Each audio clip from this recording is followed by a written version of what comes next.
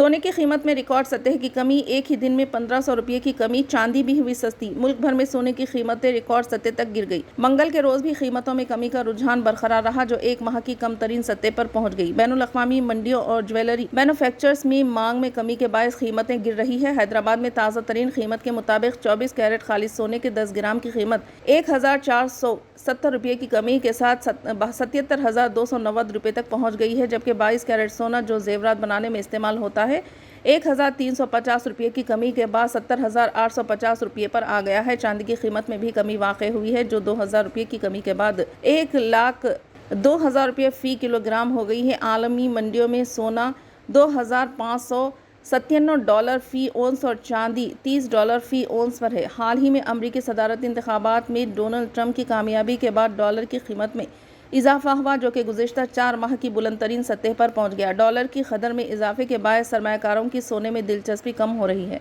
माहिरीन का कहना है कि ट्रंप की मौशी पॉलिसियां डॉलर की मजबूती के साथ अफरात ज़र के दबाव को कम कर सकती हैं और अगले साल फेडरल रिजर्व की शरह सूद में कमी की तवक्को है।